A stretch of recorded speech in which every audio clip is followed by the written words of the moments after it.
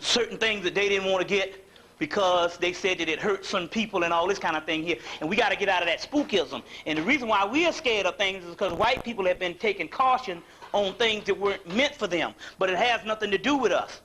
You see what I'm saying? The only thing that can hurt you is physically is this doggone cracker out here. And you see he's doing a good job of that. So you don't have to worry about nothing spiritual.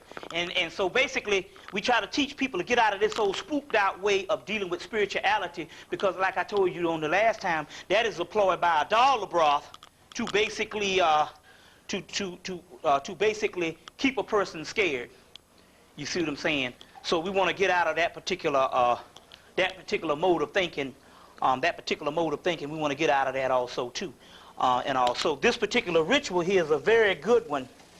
It's done by a Jew guy from Canada.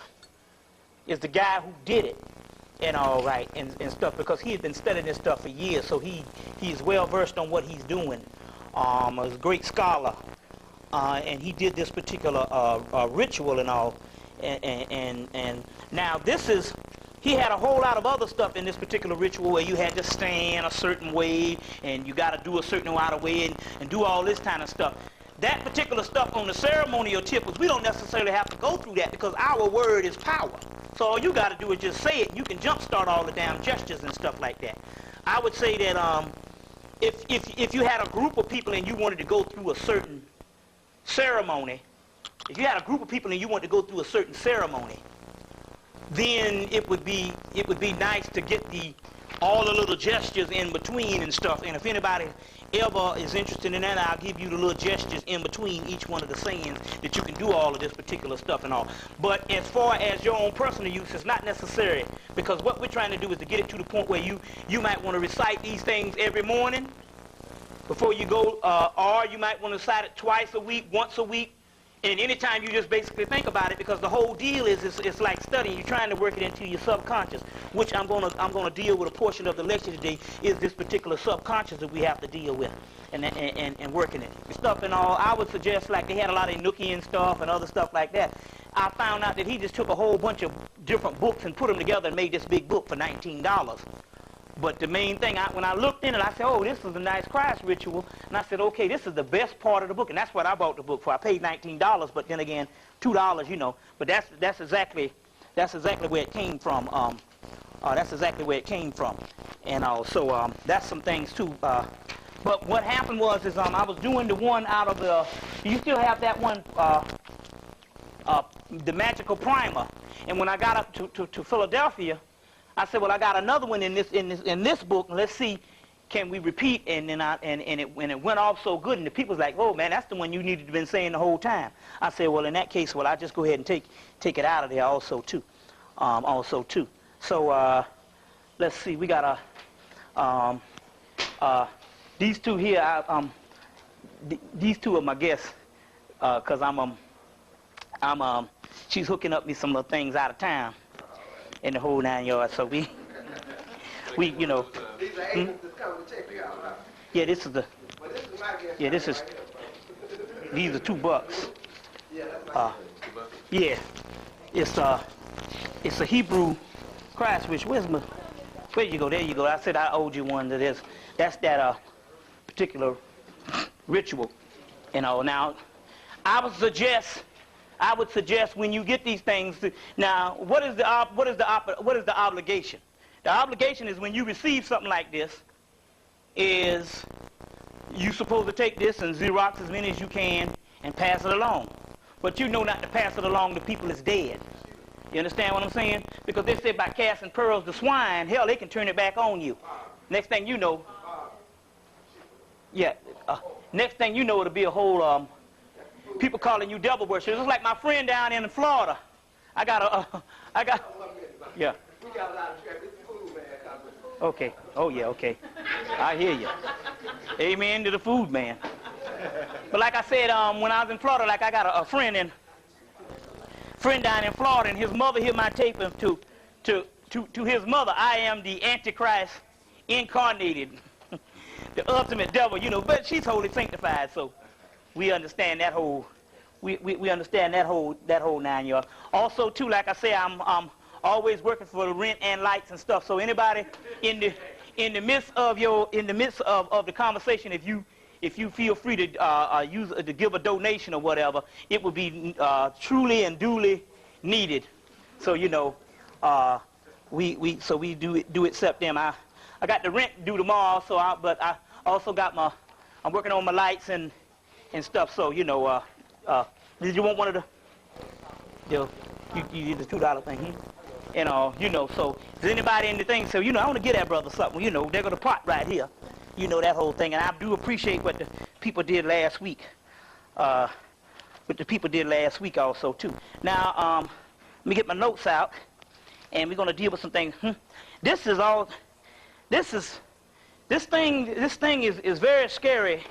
Some information that keeps coming on this whole concentration camp bit and all, and we got to keep updating this thing damn near every lecture, because I'm telling you, it's just almost like every week we get some more information that is much more severe than we even think, and that's going to be the first part of the lecture also too. The first part of the lecture is going to be dealing with that also too. So now we got our water, we got our water and stuff. Now, also, there was a book called Egyptian Mysteries by Arthur Versailles. Did you ever get that book? Oh, you was lucky to get a copy of that. Long time ago, you was very lucky to get a copy of that. A green cover, awesome book. The book is unbelievably awesome.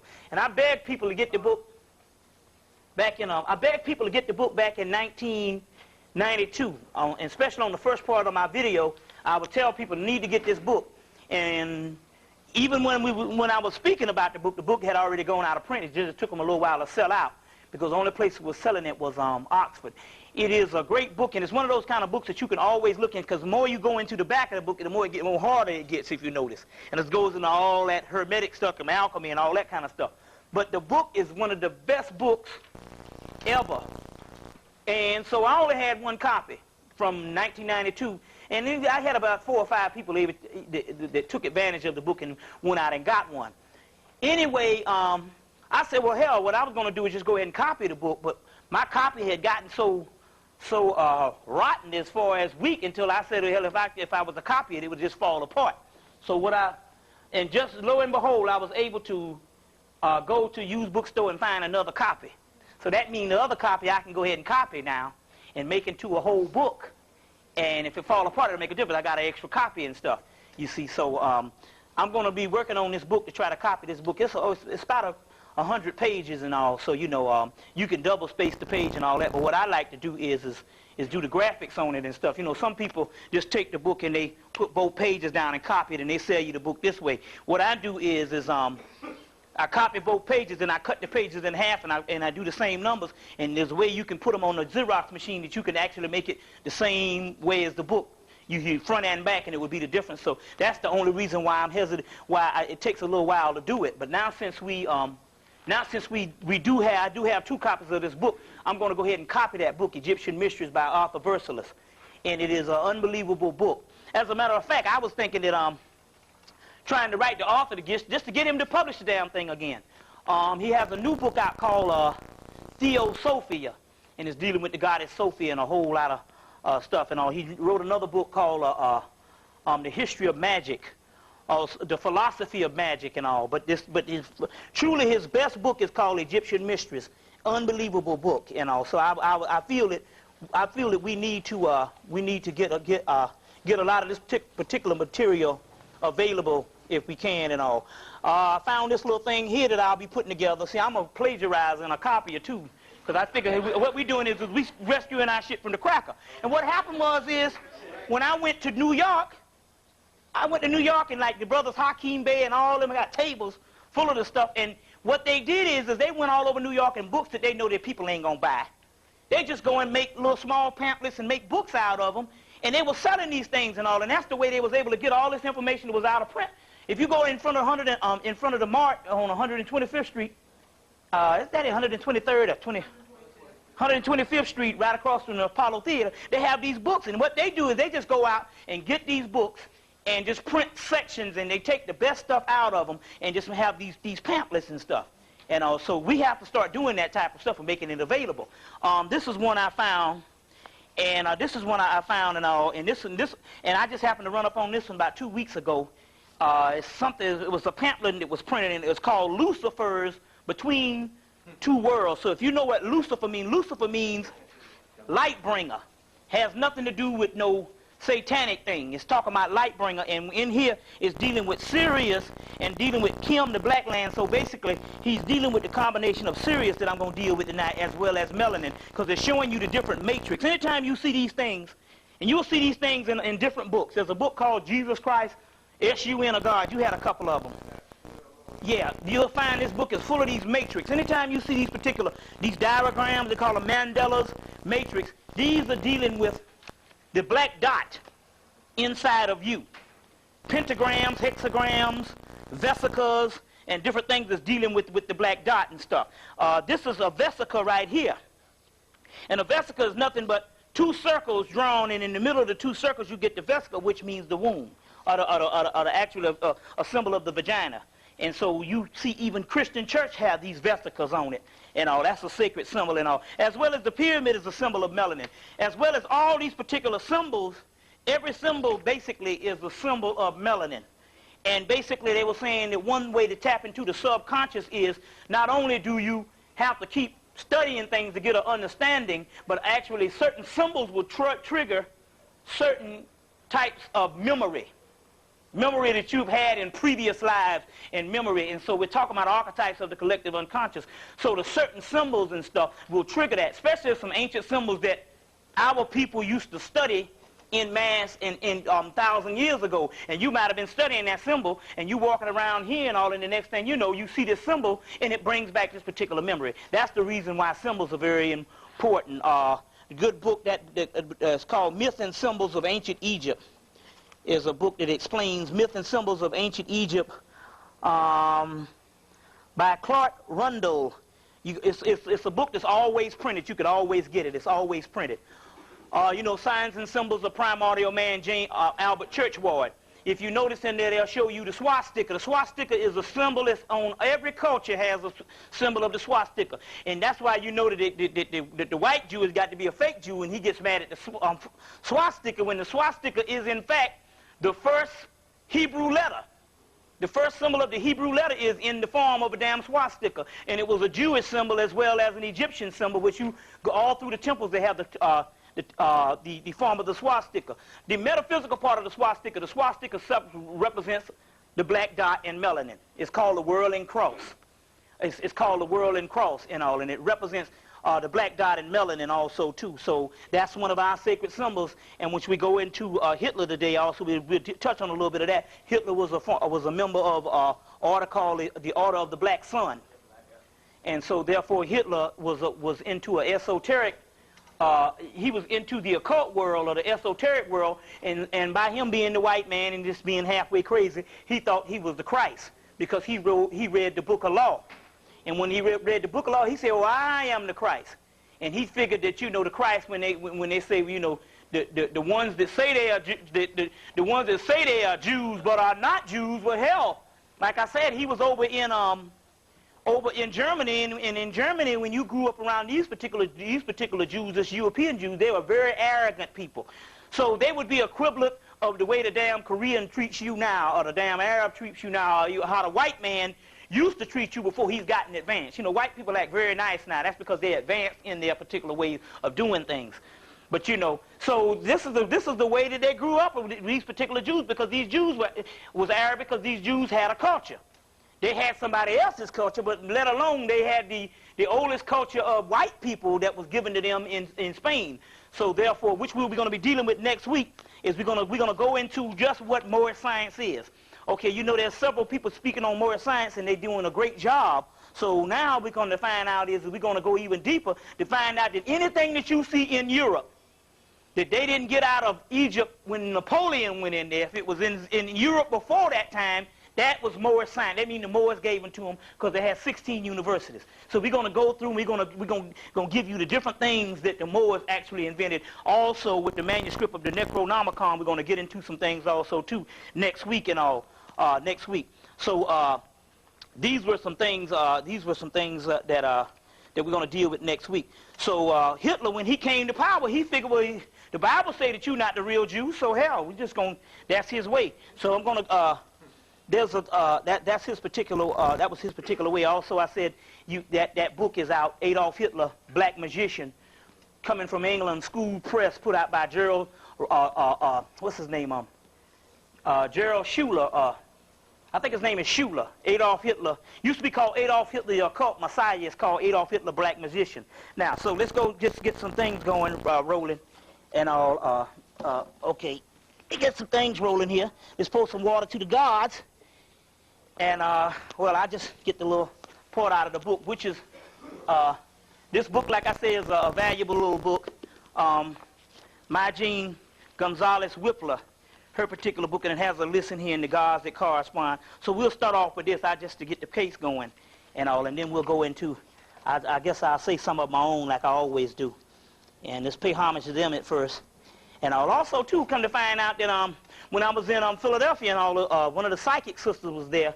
They like cigars for some reason. You know, they say always light a cigar and burn a cigar, you know, which is symbolic of that tobacco, which tobacco was sacred among the Native Americans as well as the Native Africans, because you know there's an African tobacco. Right. This is the native one, This is what they smoke. Right. Right. So they love cigars. As a matter of fact, you know that smoking would not be so bad. It's not the tobacco that causes people to have cancer. It was the paper. All the stuff, all the chemicals and stuff is in the doggone paper.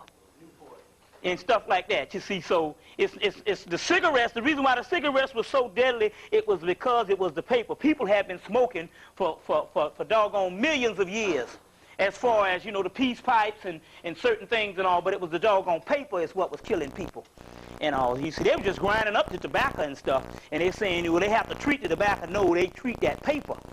And you said the cigar is second to the leg of the opening to spiritual dimension. Yeah. So they always blow cigars. Yeah, exactly. Ishu or Legba and all that. And so cigars is very sacred and stuff.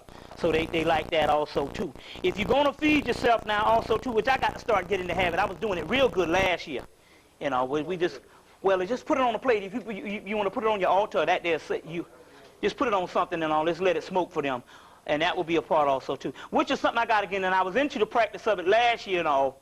And then I got out of the practice of it, and it's feeding the ancestors. And basically feeding the ancestors, yes, you can feed them what you want to feed, because you don't find no Asian that a lot of them that don't give a certain amount of portion of whatever they have to the ancestors. That's because, remember now, the original Asians were black people.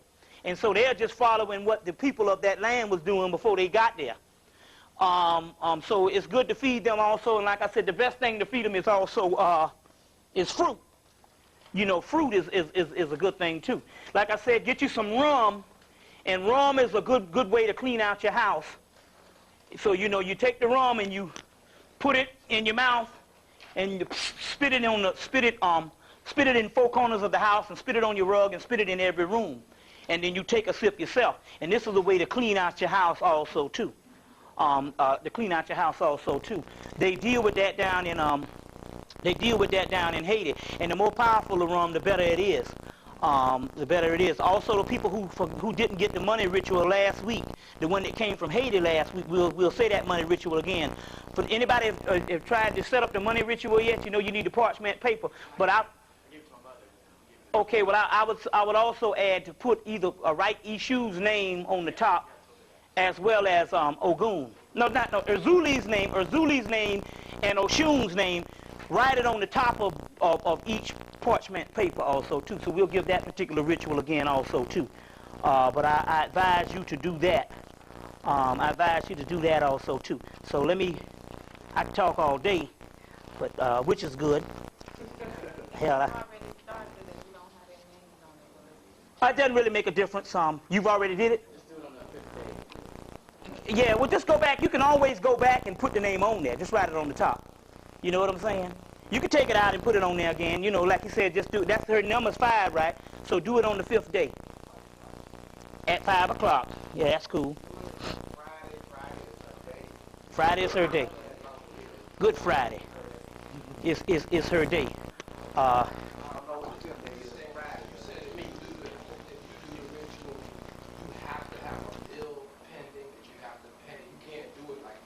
no, that's just the way they said if you had bills to do it. If you don't have any bills, just tell them what the hell you need. Everybody needs some money. Not so much that you get a damn yacht, but then again, on the other hand, like we stress, it is impossible almost to live now, because now, if you go to the supermarket, like I said, I used to go to the supermarket, and 10 years ago, for $30 to fill up your basket. You see, $30 now will get you one little basket of food about this big. That little thing you do. If you put everything in that basket, it's going to come up to $20, $30. Food is entirely too damn high. So it's high to live and stuff. So hell, shoot, the best thing that ever happened is to get some damn food stamps some kind of way, because even if you manage and stuff, and I'm talking about food is high between me and my mate. You see what I'm saying? It's too high. Now imagine if I had 2 or 3 head of kids and stuff. You see what I'm saying? I'd be one of them niggas you see, you see the judge be before the judge and all. Judge say, you gonna feed these kids. I say, shit, I'm hungry my damn self.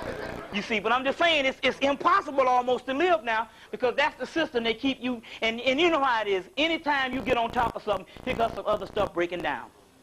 You know what I'm saying? Here comes some other stuff breaking down and stuff. So that means in order to live, that means that if you do get on top of some things and you don't have a lot of money, that means that nothing can ever break down. Nothing can ever go bad. You see what I'm saying?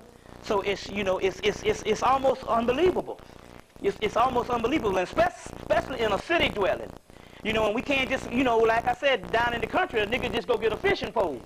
You see what I'm saying? I had some friends, man, many days, and she say, well, hell, there's 5 niggas out here. Y'all got to catch some fish. I mean, among all 5 of y'all can catch some fish, so they ate that way. We can't do that here.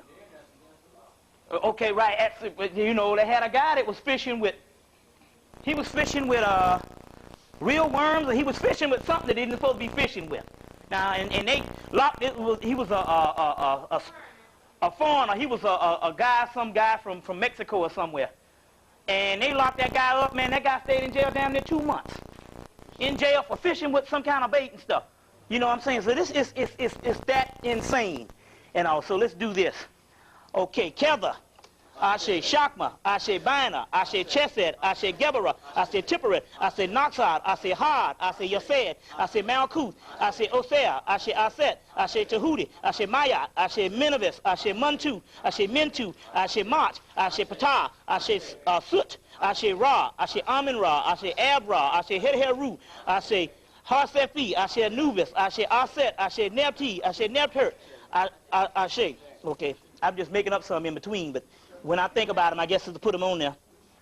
Yima, Ashe Odin, Ashe Frigga, Ashe Balda, Ashe Laki, Ashe Thor, Ashe Freya, Ashe Freya, Ashe Sith, Ashe Nerthris, Ashe Aether, Ashe Nereus, Ashe Rhea, Ashe Zeus, Ashe Apollo, Ashe Aphrodite, Ashe Hermes, Ashe Artemis, Ashe Demeter, Ashe Brahman, Ashe Vishnu, Ashe Brahmini, Ashe Ramachandra, Ashe Shakti, Ashe Shiva, Ashe Indasuda, Ashe Sita, Ashe Hanuman, Ashe Lakshmi, Ashe Jinsiya, Ashe Buddha, Ashe Hare Krishna, Ashe Dhammawallawedo, Ashe Papagede, Ashe Maharaja, Ashe Bridget, Ashe Adam Gwardi, Ashe Ogufreli, Ashe Ogushengo, Ashe Azuli, Ashe Legba, Ashe Edawedo, Ashe Zakta, Ashe Ife, Ashe Oduduwa, Ashe Olafi, Ashe Obatala, Ashe Orunla, Ashe Oshun, Ashe Ogun, Ashe Shango, Ashe Elegba, Ashe Jiminja, Ashe Oya, Ashe Orisha Oku, Ashe Newt, Ashe Apit, Ashe Tyert, Ashe Samson,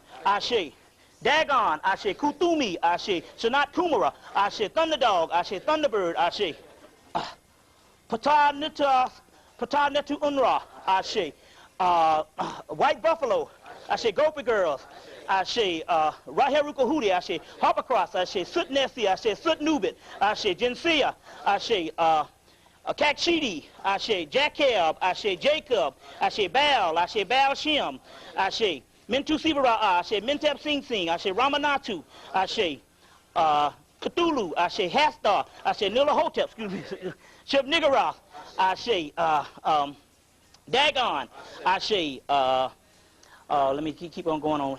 Raziel, I say Camiel, I say Samuel, I say Bubiel, I say Lakshmiel, I say Enoch, I say Elijah, I say Master Muhammad, I say Nobutu Ali, I say Marcus Garvey, I say Malcolm X, I say let's see, Atan, I say Medura Atan, I say Melchizedek, I say Metatron, I say Gabriel, I say Bubiel, I say let's see if Tayamat, I say Iowa Awas, I say Mu Awas, I say Ovas, I say Vesh, I say Bess, I say Bass, I say Sekmet, I say Sachet, I say Selket, I say let's see well, we'll deal with that right now. To all gods known and unknown, I say. Okay, I said I already did that. I say. Okay, now let's deal with the ancestors and all. Hemmitt family, I say. Shaw family, I say. Davis family, I say. I say. So now, 1, 2, 3, start calling out your ancestors. 1, 2, 3. You know, I say. I say. I say. I say. I say. I say. Ashe, Ashe, Ashe, Ashe, Ashe. To all ancestors known and unknown, Ashe. To all gods known and unknown, Ashe. A special one for Tupac Shakur, Ashe. Anybody else we know that passed recently that was popular? Well, whatever. To all the gods known and unknown, Ashe. Okay, we got that out of the way. Got the cigar burning. And let's get right down to it because I got a lot of stuff, so might as well just roll with it. First of all, I'm going to be speaking next week. Like I said, it's going to be called The Necronomicon and More Science. I'll be speaking next week. So for those particular people who want to come back through and all, we always have a good discussion and all. I feel like this and all, hey, you know, we ain't got nothing else to do. Shit, you know. So, you know, just come and roll with it. So now, first thing I want to deal with is the particular civil war in Africa. Now, this is amazing. You know, they got this civil war in Africa damn near with what, about, let's say about 20-something countries fighting each other all over Africa. And since 1990 or 91, then they had all these civil wars breaking out. So we know doggone well that that was already something that they did to, it was done on an outside force. Like I said, the book that used to come out, Covert Action in the World Report, used to talk about how they should show how each city in each country in Africa was being destabilized either by the British, the French, the Americans, and Israel is a real big one. That bastard over there and all.